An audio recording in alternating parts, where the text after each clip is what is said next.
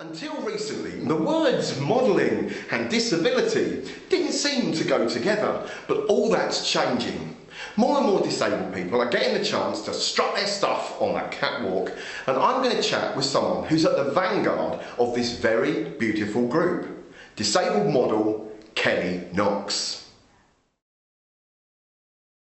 Right, well, thanks for talking to us, Kelly. I've got to ask you, what made you want to be a model? I first saw the advertisement for Britain's Missing Top Model on Facebook. I looked at the advert and I thought, yeah, I can do this. I thought I had what it takes to, change people's perceptions on disability. So initially, modelling wasn't, the reason why. And on my original application, I put on there because I wanted to inspire children who were born like me, or other children with disabilities, or just children who, just slightly different from any other child. So that was the reason why I wanted to get into modelling. And it wasn't until I started doing the modelling within the show when I thought to myself, I'm actually good at this and I love this and I want to continue to do this. So you didn't have any role models or anyone? You didn't think, oh, I'd like to be like them? No, I didn't feel like that at all, no. To be honest, it didn't even come into my mind. I just thought that I had what it takes to, go on this TV show and be a good model, and to show them, even if you have a disability, you can still be a great model and rock it. Come on, tell us some of the brands you've worked for. Come on, the campaigns. This is your list. Give us your list.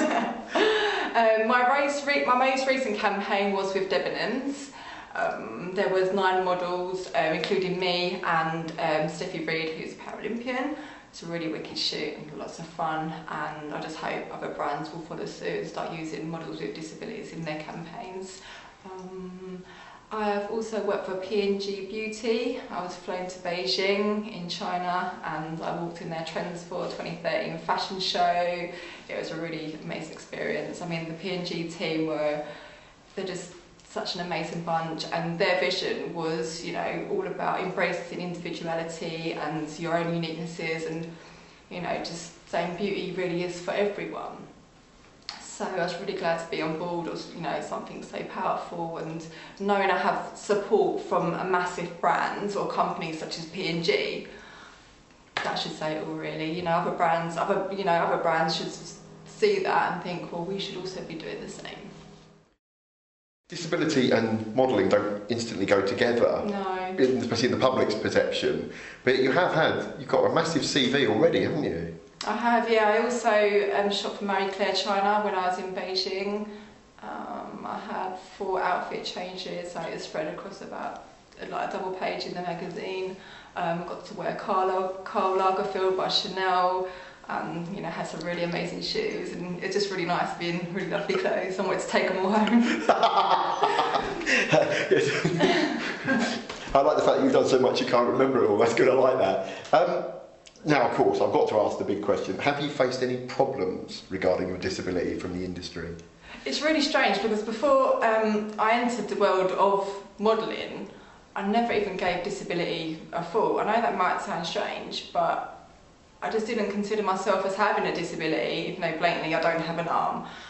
I just think, to say the word disabled means you could just say that you're dead, really, because it means you're completely unable to do anything, and everyone, no matter what, has their own ability.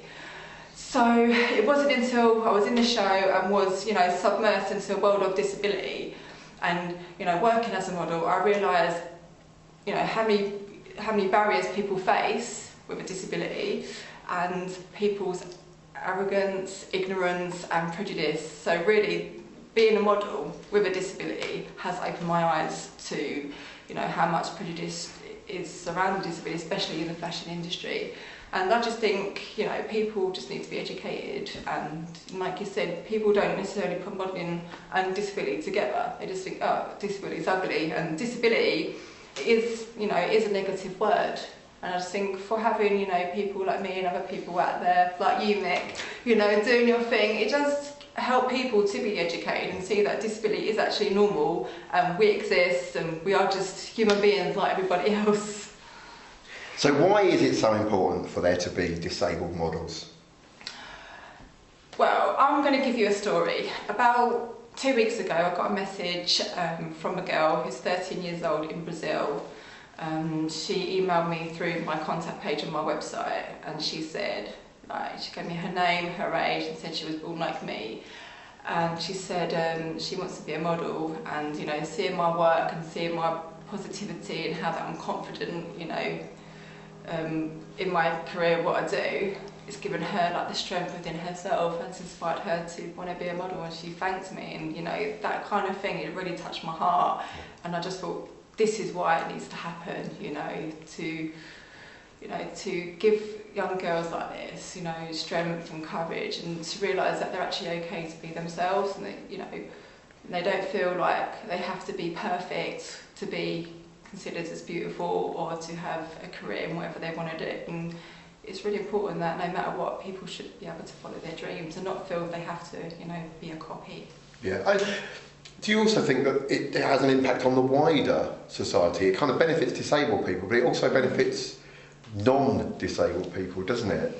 Yeah, I really think it does. I mean, the more people see disability on TV, in fashion magazines, in advertising campaigns, it really is going to normalise disability.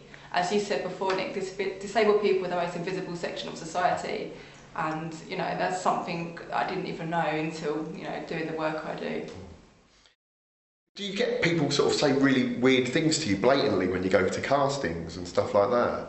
I've never experienced anything like that myself, but I'm sure other people have. It's funny. Yes. Do you think it's something to do with the way you carry yourself?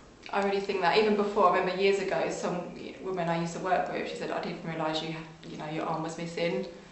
And she just said, that's, it's just the way you are, being confident and stuff like that. And I just thought, I don't even realise myself half the time. I regularly get people saying, you're not really in that, are you? Yeah. It's like, I'm not going to sit in it for fun, am I? But when I was little, my mum said when I had like a vape arm, I was in a pushchair, and I just used to pull it off and throw it. And I did it at the post office, and everyone was like, pointing at my arm. So... dear. What are you doing at the minute? What are you working on now? At the moment, I'm working on the second series of I'm Spasticus with Channel 4. Yeah, I'm really enjoying that. I've had 2 filming days so far, and it's been lots of fun, and I'm just loving it. It's something I never thought about before, but I met the casting director and the production team, and they're just such a lovely bunch, and I just thought, I love this and I want to do this, even more. It's just about, again, educating the public and able-bodied people about people with disabilities. We can be fit and funny. Yeah. And of course, at their expense. At their expense, yeah. No one's laughing at us in those. What's next after that? What's the future hold? For me, I just want to just continue, being out there, being a great model, being a role model. I'm an ambassador for Reach, so on the 11th of May there's the Reach Ball, which I'm going to attend and meet lots of parents and stuff, which will be really good. But I just want to be like the face of a big brand or a big beauty company. I think for it to be a massive impact, it has to be a big brand like P&G. I mean, they have so many brands under their belt, like Max Factor and CoverGirl and Pantene. And what I think they should do is book me to be their CoverGirl. And of course, now you're in with Channel 4. Hollyoaks. Obviously, I think you should be in Hollyoaks. So there's a tip, Channel 4 people. Hollyoaks, please. It would be great to do more stuff with Channel 4. I thought it'd be quite, nervous doing TV work, but I'm just loving it. So basically, watch this space. It's all happening. Yeah, watch this space. You just never know. I'm just really, just enjoying all the experiences and opportunities. I'm really thankful for everyone that's worked for me, because it really takes someone to take that risk as such, and use someone with a disability in their campaign or on TV. When you say risk, what do you mean? When I say risk, I mean, for instance, maybe like a fashion brand or an advertising campaign, they think, oh, if we use disabled people in this campaign, people ain't going to buy these clothes. Why not? Do disabled people walk around naked? Yes, we like clothes, yes, we like fashion, yes, we like to look good. So maybe that's when I say risks. We think, oh, if we use a disabled person, people, sales are going to go down, which is, it's rubbish. Another good point as well, disability has been accepted in sport. TV, it's getting there. Fashion, it's just, so far behind. They need to get with the times. It's 2013.